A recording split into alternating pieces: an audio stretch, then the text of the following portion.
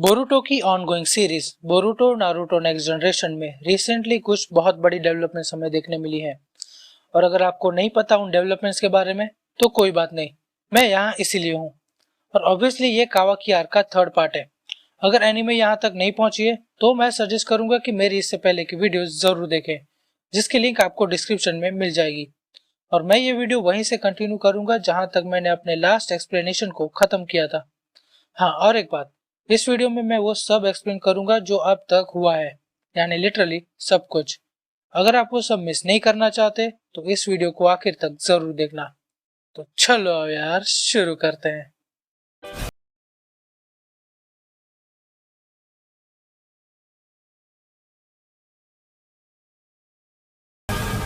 Naruto को rescue करने के बाद बोरुटो, कावाकी, सारदा और मित्सुकी वापस विलेज आ जाते हैं। और जब नारुतो को हॉस्पिटल में होश आता है तब शिकमारु उसे बताता है कि कैसे तुम्हारे पुत्र ने और उसके दोस्तों ने मिलकर बिना इजाजत एनिमी टेरिटरी में से तुम्हें बचा कर लाए हैं। और नारुतो कहता है कि लगता है कुछ चीजें कभी नहीं बदलेंगी। जब हम गेनिन थे तब कहाँ हम भी इजाजत लेते थे। शिकमारु कहता है कि तुम इसे मजाक में नहीं ले सकते, यह खतरनाक हो सकता था। हालांकि उन्होंने जो किया वो उनके फेवर में ही गया, मगर खतरा अब भी टला नहीं है, क्योंकि जिगेन ने बता दिया है कि उसे विलेज में घुसने के लिए फ्रंट डोर की जरूरत नहीं है, वो कभी भी अटैक कर सकता है। वहीं दूसरी ओर काशिन कोजी और अमाडो के बीच में कुछ अलग ही दाल पक रही थी। वो दोनों कहीं जाने की तैयारी कर रहे थे, मगर इतने में ही पीछे से डेल्टा आ जाती है और दोनों से पूछती है कि बिना परमिशन के तुम लोग कहाँ चले। तब काशिन कोजी कहता है कि मैं अब भी और इसी वक्त डेल्टा को यहीं पर रोकूंगा। उम्मीद करता हूँ कि तुम्हें बुरा नहीं लगेगा अमाडो। फिर अमाडो कहता है कि इसकी जरूरत नहीं है, और इसी के साथ अमाडो डेल्टा को कहता है कि सोने का समय आ गया है। ये एक इमरजेंसी शटडाउन कोड है जिसे अमाडो ने खुद प्रोग्राम किया था, और इस कोड के सुनते ही डेल्टा जमीन पर गिर जाती है। फिर काशिन कोजी समनिंग जुत्सु का इस्तेमाल करके अपने स्टीम टोड को बुलाता है, जैसा हमने पिछले एपिसोड में देखा। फिर अमाडो कोजी के समनिंग टोड में बैठ जाता है और फिर कोजी रिवर्स समनिंग का यूज करता है, जो अमाडो को किसी तरह ले जाता है सीधा हिडन लीफ के मेन गेट के पास। हॉस्पिटल में सारदा और मित्सुकी सास्के को बताते हैं कि बोरो से फाइट करते वक्त बोरुटो किसी चीज में ट्रांसफॉर्म हुआ था, और ट्रांसफॉर्म होने के बाद बोरुटो का पावर लेवल इस कदर बढ़ गया था कि उसने अकेले ही बोरो को हरा दिया था। और मित्सुकी ने यह भी बताया कि जब बोरुटो का मार्क स्प्रेड हो रहा था तब बोरो ने कहा था कि वो मोमोशिकी ओत्सुसुकी का वेसल है। ये सब सुनकर सास्के कहता है, हम आखिर तक नहीं जान पाए थे कि ऐसा क्या मोटिव हो सकता था कि उसने जाते जाते ऐसी पावर्स बोरुटो को दी। ऐसा लग रहा है जैसे मोमोशिकी बोरुटो के कर्मा के जरिए रेजरेक्ट होने की कोशिश कर रहा है। और अगर हमारे स्पेकुलेशन सही है तो कावाकी खुद किसी ओत्सुसुकी का वेसल है जो उसके कर्मा के जरिए रेजरेक्ट होने की तैयारी कर रहा है। मगर जब हम जिगेन से लड़ रहे थे तब ऐसा लग रहा था जैसे मानो जिगेन खुद एक वेसल हो किसी ओत्सुसुकी का। वहीं दूसरी तरफ जब इनो शिकाचो की तिकड़ी ट्रेनिंग ले रही थी तब उसी वक्त वहां अमाडो आ पहुंचता है और शिकाडाई से कहता है कि मुझे तुम्हारे पिता से बात करनी है अभी।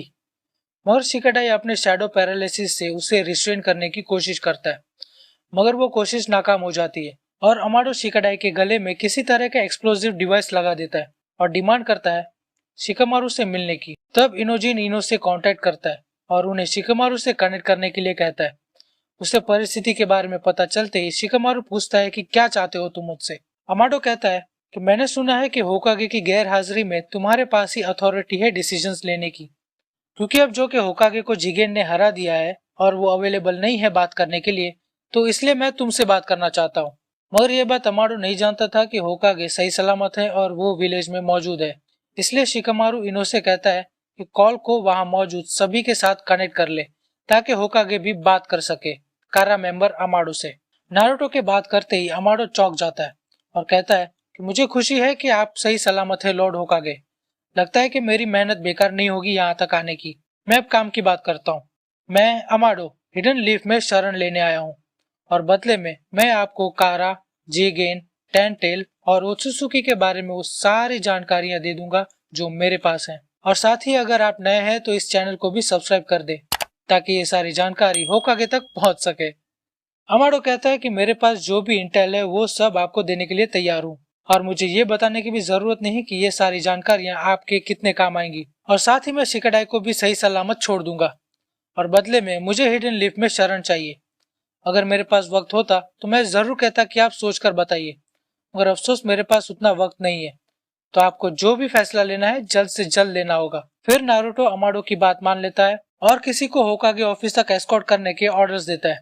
वहीं दूसरी ओर काशिन कोजी जिगेन से मिलता है और जिगेन कावाकी के बारे में पूछता है, क्योंकि काशिन कोजी का मिशन था वेसल को रिकवर करना।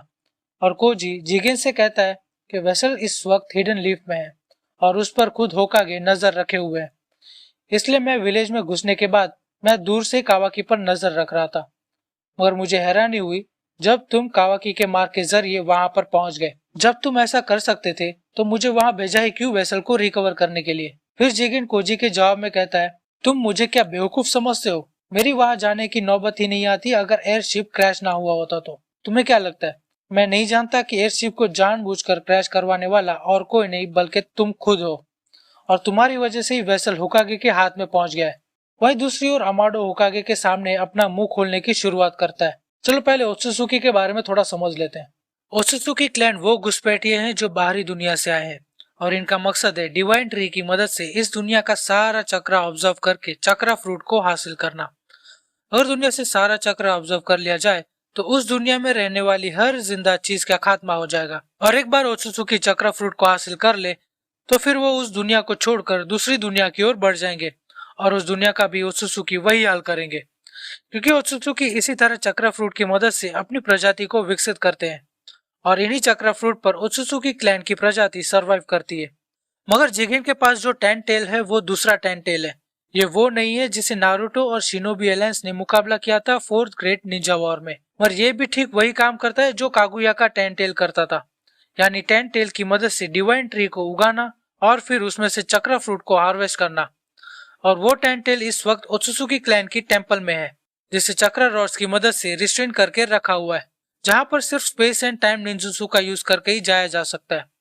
और कारा के बाद सिर्फ एक सास्के ही है जिसे टेन टेल की लोकेशन पता है, क्योंकि जब सास्के ओत्सुसुकी से जुड़े क्लूज का पीछा कर रहा था तब सास्के को उस जगह के बारे में पता चला था, और टेन टेल को उस टेंपल में रखने वाला और कोई नहीं बल्कि अमाडो है, क्योंकि अमाडो चाहता था कि टेन टेल की मदद से डिवाइन ट्री के रिवाइव होने से पहले ही ये हिडन लीफ के हाथ लग जाए, ताकि जिगेन या फिर इशिकी ओत्सुसुकी का प्लान फेल हो जाए। मैंने अपनी कारा की इंट्रोडक्शन वाली वीडियो में बता दिया था कि जिगेन एक होस्ट है इशिकी ओत्सुसुकी का। इशिकी ओत्सुसुकी धरती पर काफी लंबे समय से है। वो धरती पर तब आया जब कागुया ओत्सुसुकी धरती पर आई थी। अब जैसा कि मैंने आपको अभी बताया कि ओत्सुसुकी का मकसद डिवाइन ट्री को उगाकर उससे चक्रा फ्रूट हासिल करना है, मगर उस वक्त एक प्रॉब्लम हो गई थी। कागुया और इशिकी ने पहले ही डिसाइड कर लिया था कि चक्रा फ्रूट को हासिल करने के बाद हम उसे आपस में बांट लेंगे, मगर फिर कागुया इशिकी के खिलाफ जाती है, जिसकी वजह से दोनों के बीच फाइट होती है, जिसमें इशिकी काफी गंभीर रूप से घायल हो जाता है। अब कागुया का उस वक्त मोटिव क्या था इशिकी के खिलाफ जाने का, वो आज भी कोई नहीं जानता। और आपके पास अगर कोई थ्योरी है इसको लेकर तो कमेंट कर देना ताकि मुझे पता चले। कागुया से लड़ने के बाद इशिकी मरने की कगार पर था, मगर फिर तभी इशिकी वहां मौजूद एक मॉन्क की बॉडी को टेक ओवर कर लेता है ताकि खुद सरवाइव हो सके, और वो मॉन्क और कोई नहीं बल्कि जिगेन था। इशिकी में इतनी ताकत नहीं थी कि वो जिगेन पर कर्मा यूज करके उसे वेसल बना सकता, तो उसने खुद को छोटा कर लिया और घुस गया जिगेन के अंदर उसके कानों के जरिए, क्योंकि यही एक रास्ता था इशिकी के पास मरने से बचने का। मगर बोरुटो का केस अलग है। मोमोशिकी से लड़ाई के दौरान उसने खुद को डेटा में कन्वर्ट कर लिया और उस डेटा को बोरुटो के अंदर डाल दिया, और यही है कर्मा। तो बेसिकली कर्मा एक डेटा फाइल है जिसे इस हद तक कॉम्प्रेस किया जाता है कि उसे किसी भी जिंदा इंडिविजुअल के अंदर इम्प्लांट कर सके, और यही किया उस वक्त मोमोशिकी ने। और अब धीरे धीरे मोमोशिकी बोरुटो के अंदर ग्रो कर रहा है, और जब मोमोशिकी बोरुटो के अंदर फुल्ली ग्रो होगा तब वो बोरुटो के डेटा को ओवरराइड करेगा, जिससे बोरुटो का अस्तित्व हमेशा हमेशा के लिए मिट जाएगा। मगर जिगेन की बॉडी वैसी नहीं है जैसी इशिकी को चाहिए ताकतवर होने के लिए, क्योंकि जिगेन की बॉडी उतना सारा चक्र हैंडल नहीं कर सकती जितना इशिकी के पास है। इसलिए उस वक्त से लेकर आज तक जिगेन, या फिर कह सकते हैं कि इशिकी एक वेसल की तलाश में है जिसे वो टेक ओवर कर सके, और वो वेसल है कावाकी। जब अमाडो ये सब होकागे और बाकियों को बता रहा था तब उस वक्त जिगेन और काशिन कोजी के बीच में फाइट चल रही थी, और वो फाइट समनिंग टोड के जरिए अमाडो के ग्लासेस से सीधे लाइव ब्रॉडकास्ट हो रही थी होकागे ऑफिस में। अमाडो कहता है कि काशिन कोजी मेरा एक लौता एलाई है पूरे कारा में, क्योंकि अमाडो ने स्पेसिफिक इसी काम के लिए कोजी को बनाया है ताकि इशिकी को खत्म करने का मौका बन सके। और फिर उसके ठीक बाद इशिकी पूरी तरह से रेजरेक्ट हो जाता है जिगेन के अंदर और वो अपने ओरिजिनल ओत्सुसुकी फॉर्म में आ जाता है। और ये सब होकागे और बाकी सब भी देख रहे होते हैं, क्योंकि जिगेन नारुतो और सास्के के अगेंस्ट फाइट के बाद काफी कमजोर हो चुका था और फिर कोजी ने जिगेन को आखिरी लिमिट तक पुश किया था, जिसकी वजह से उसके पास जिगेन में ही रिजरेक्ट होने के अलावा और कोई रास्ता नहीं बचा था। और ठीक उसी वक्त कावाकी का मार्ग जलने लगता है और फिर हमें पता चलता है कि कावाकी के हाथ में जो मार्ग था वो जा चुका था। सास्के इसकी वजह पूछता है तो अमाडो बताता है कि ये कर्मा का कोई रूल है जिसके तहत अगर कोई ओत्सुसुकी रेजरेक्ट हो जाता है तो उसका सारा डेटा जो कर्मा के जरिए क्रिएट किया होगा वो सारी कॉपीज खत्म हो जाएंगी। और अब Kawaki is no longer Ishiki's vessel और अब इशिकी के पास सिर्फ 3 दिन बचे हैं जीने के लिए। और अब अगर होकागे और सास्के 3 दिन तक जिगेन को रोक पाए या फिर उन 3 दिन के अंदर वो इशिकी को हरा देते हैं तो इशिकी ओत्सुसुकी हमेशा हमेशा के लिए खत्म हो जाएगा। और इसी मौके को बनाने के लिए अमाडो सालों से कोशिश कर रहा था, ये बात जानते हुए भी कि अगर काशिन कोजी डायरेक्ट पंगा लेता है तो उसके पास जीतने का कोई चांस नहीं होगा। और इसीलिए अमाडो होकागे, नारुतो और सास्के के पास आता है, क्योंकि पूरे शिनोबी वर्ल्ड में सिर्फ यही दो हैं जिनके पास सचमुच कोई चांस है इशिकी को हराने का। मगर कितना, ये डिपेंड करता है नारुतो और सास्के पर। वही दूसरी ओर काशिन कोजी इशिकी के असली फॉर्म का सामना कर रहा था। इशिकी की एक स्पेशल एबिलिटी है, वो इंसानों को छोड़ के किसी भी ऑब्जेक्ट को छोटा करके दूसरे डायमेंशन में भेज सकता है और कभी भी वो चाहे तो उस ऑब्जेक्ट को वापस दूसरे डायमेंशन से लाकर फिर से उसे बड़ा कर सकता है। और इसी स्पेशल जुत्सु का यूज करके उसने काशिन कोजी को बड़े बड़े पत्थरों के नीचे दबा दिया। और तब हमें पता चलता है कि क्यों काशिन कोजी रासेंगान यूज कर सकता है और कैसे वो बिना आइडेंटिफाई हुए हिडन लीफ में घुस पाया था, क्योंकि काशिन कोजी नारुतो के मास्टर जिराया का क्लोन है जिसे अमाडो ने बनाया था और इशिकी के खिलाफ जाने के लिए प्रोग्राम किया था। इससे पहले कि नारुतो ये बात जान पाता, वो लाइव ब्रॉडकास्ट जो अमाडो के ग्लासेस के जरिए हो रहा था वो ब्रॉडकास्ट बंद हो जाता है किसी वजह से। मगर फिर उसके बाद काशिन कोजी अपने समनिंग जुत्सु का इस्तेमाल करके वहां से किसी तरह भाग निकलने में कामयाब हो जाता है। मगर इशिकी उसका पीछा नहीं करता है, क्योंकि जाहिर है उस वक्त इशिकी की प्रायोरिटीज कुछ और है। अब क्योंकि इशिकी के पास ज्यादा वक्त नहीं है जीने के लिए तो उसे एक वेसल को ढूंढना है जिससे वो जिंदा रह सके। और तब उसी वक्त हिडन लीफ में इनो का नारुतो को मैसेज मिलता है कि इशिकी फिर से हिडन लीफ में घुस आया है। इशिकी यहाँ कावाकी को लेने आया है ताकि वो फिर से कावाकी को कर्मा देकर उसे अपना वेसल बना सके। इनो का मैसेज मिलते ही वो साई को ऑर्डर देता है पूरे विलेज को इवैक्यूएट करने का और कावाकी और अमाडो को किसी सेफ लोकेशन पर ले जाने का। और फिर नारुतो और सास्के की इशिकी से फाइट शुरू हो जाती है। फिर उसी वक्त बोरुतो अपने कर्मा के जरिए इशिकी को दूसरी डायमेंशन में ले जाता है और उसका पीछा करते हुए सास्के भी नारुतो के साथ वहां पहुंच जाता है, जहां वो बिना विलेज को नुकसान पहुंचने की फिक्र किए बगैर इशिकी से लड़ सकते हैं। मगर लड़ते लड़ते एक और इम्पोर्टेंट बात नारुतो और उसकी कंपनी को पता चलती है। बोरुतो ने सास्के और नारुतो को बताया कि जब वो कारा मेंबर बोरो से लड़ रहे थे तब उसने किसी प्लान का जिक्र किया था। उस वक्त बोरो कावाकी के साथ साथ बोरुतो को भी अपने साथ ले जाना चाहता था, एक सैक्रिफाइस के रूप में। दूसरी ओर अमाडो भी ओत्सुसुकी के इस प्लान की जानकारी शिकमारू और कावाकी को देता है। अमाडो ने कहा कि टेन टेल को डिवाइन ट्री बनाकर उसमें से चक्र फ्रूट हासिल करना इतना आसान नहीं है। इसकी एक स्पेशल कंडीशन होती है जिसे पूरा करना जरूरी है। डिवाइन ट्री से चक्र फ्रूट हासिल करने के लिए सबसे पहले एक जिंदा ओत्सुसुकी टेन टेल को खिलाना होता है, तब जाकर डिवाइन ट्री से चक्र फ्रूट हासिल कर सकते हैं।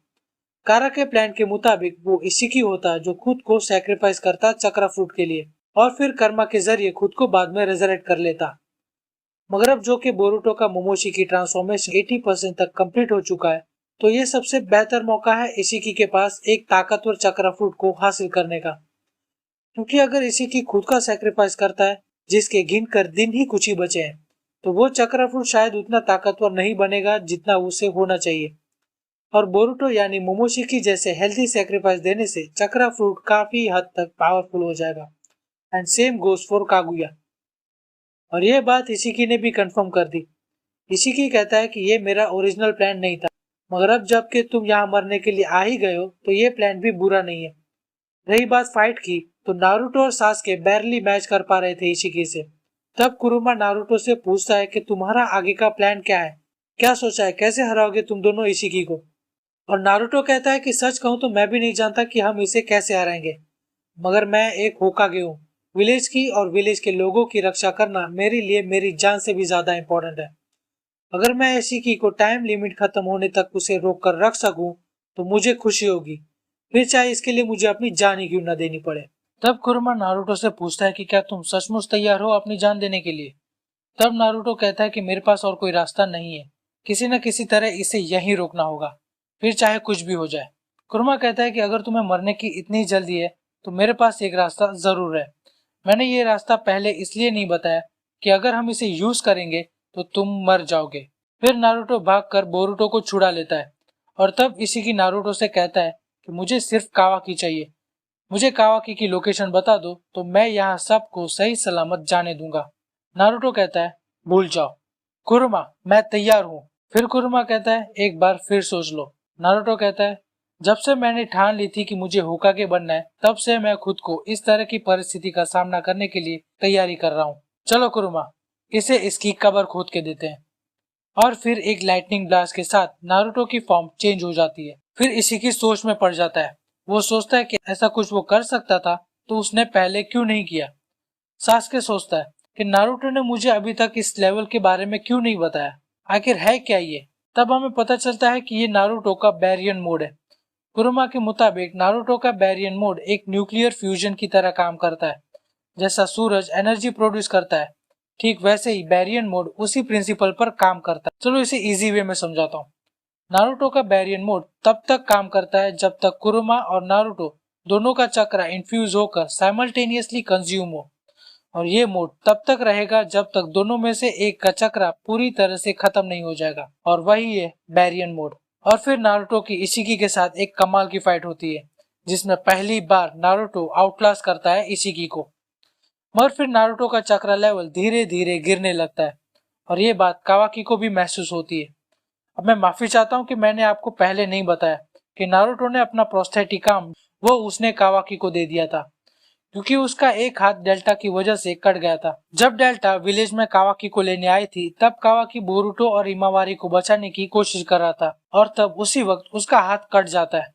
फिर नारुतो कावाकी को अपना वो प्रोस्थेटिक हाथ दे देता है जो सिर्फ नारुतो के चक्र से काम करता है, और नारुतो तब से लेकर अब तक अपना चक्र कावाकी के प्रोस्थेटिक हाथ को शेयर करता है, और इसी प्रोस्थेटिक हाथ की वजह से कावाकी होकागे के चक्र को सेंस कर सकता है, और ये बात इशिकी और सास्के भी सेंस कर सकते थे।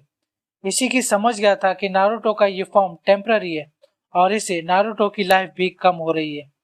मगर फिर अचानक इशिकी जमीन पर गिर जाता है और उसके मुंह से खून निकलने लगता है। तब कुरुमा कहता है कि ये एक पावरफुल मेथड है, कोई भी अननेसेसरी मूव यूज मत करना, फिलहाल कंसंट्रेट करो कि हमारा अटैक उसके चक्र को टच करे, यही एक रास्ता है जीतने का। तब इशिकी को पता चलता है कि नारुतो के हर हिट के साथ उसकी भी लाइफ कम हो रही है। फाइट से पहले जहां उसकी लाइफ लगभग 3 दिन की थी, वहां अब इशिकी की लाइफ अब सिर्फ 30 मिनट की बची है। यानी ये बैरियन मोड दोनों नारुतो और इशिकी के लिए लाइफ कंज्यूमिंग है।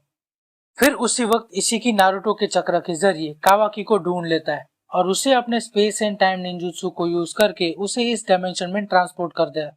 और फिर तब इशिकी नारुतो और सास्के को छोड़ कावाकी को पकड़ने की कोशिश करता है, मगर कावाकी स्मोक स्क्रीन के जरिए यहाँ वहां भागकर खुद को छुपाने की कोशिश करता है, और अब इशिकी के पास अब 1 मिनट से भी कम वक्त बचा है, तो इसलिए कावाकी को पकड़ने के लिए वो नारुतो का सहारा लेकर उसे बाहर बुलाता है।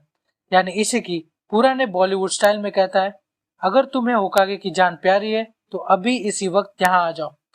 और फिर कावाकी बाहर आता है और कुछ ही सेकंड्स बाकी थे तब इशिकी उसमें अपना कर्मा इम्प्लांट कर देता है, मगर फिर वो भी काम नहीं आता क्योंकि वो कावाकी का शैडो क्लोन था जो उसे नारुतो ने सिखाया था ट्रेनिंग। और फिर आखिरकार इशिकी मर जाता है।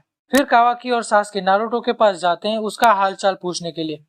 फिर तब उसी वक्त पीछे से बोरुतो आ जाता है और अपने कुनाई से सास्के का रिनेगान डिस्ट्रॉय कर देता है।